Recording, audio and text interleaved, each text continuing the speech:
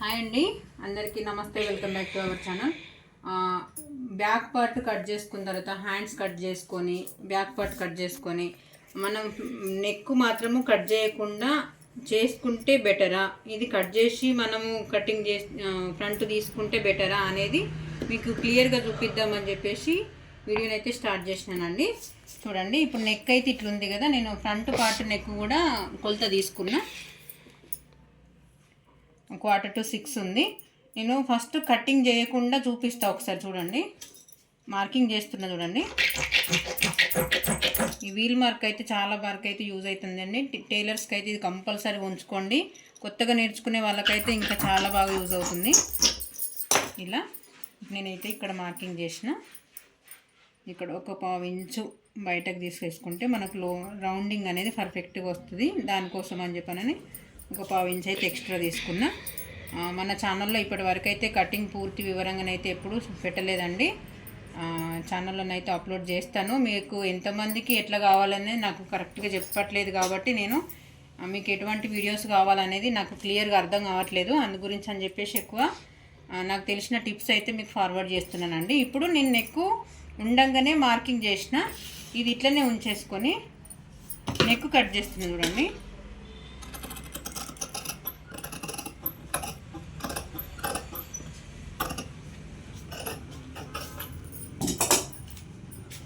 ఇక్కడ కొంచెం కుండా షేప్ లాగా, అంటే మామూలుగా మనం డ్రాప్ నెక్ అయితే తీస్తాం కదా, అట్లా కాకుండా కొంచెం ఒక షేప్ అయితే తీసుకురానియండి అని అన్నారు.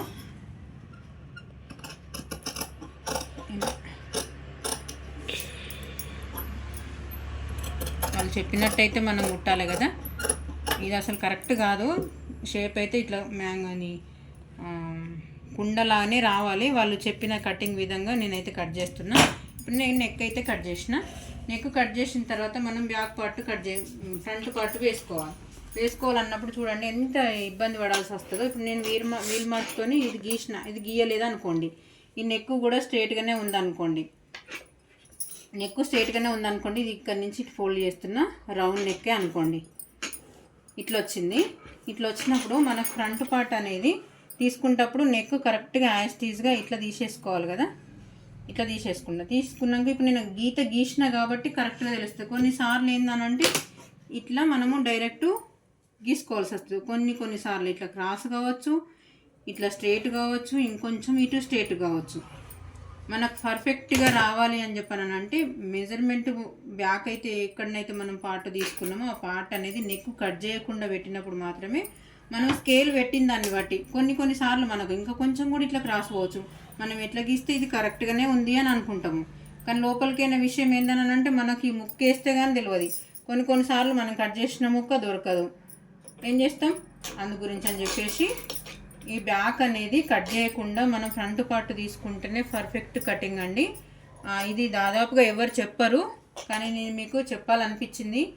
ఇవి డౌట్స్ అయితే నన్ను ఒకరు అడిగినరు. ఫ్రంట్ పార్ట్ కట్ చేసే ముందు బ్యాక్ నెక్ కట్ చేసిన తర్వాత కట్ చేస్తే బెటరా, లేదనంటే కట్ చేయకుండా కటింగ్ చేసిన ఫ్రంట్ పార్ట్ తీసుకుంటే పర్ఫెక్ట్గా వస్తుందా అని చెప్పి నన్ను అడిగినరు. కాబట్టి ఈ డౌట్ మీతో క్లియర్ చేద్దాము, మీకు తెలియని వాళ్ళు ఎవరైనా ఉంటే తెలుసుకుంటున్న ఉద్దేశం కొద్దీ మీకైతే వీడియో షేర్ చేస్తున్నానండి. వీడియో యూజ్ అవుతుందని చెప్పి నేను అనుకుంటున్నా. చాలా వరకు అయితే ఉన్నది చాలా ఈ డౌట్ అయితే.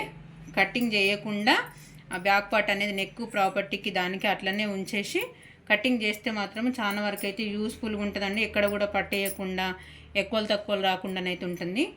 ఈ వీడియో ఎవరికైనా యూజ్ అయితే మాత్రం ఖచ్చితంగా షేర్ చేయండి, లైక్ చేయండి. మన వీడియోస్ మరిన్ని కావాలి అని అనుకుంటే మన ఛానల్ని సబ్స్క్రైబ్ చేసుకోండి ఫ్రెండ్స్. ఓకే అండి, థ్యాంక్ యూ మరి.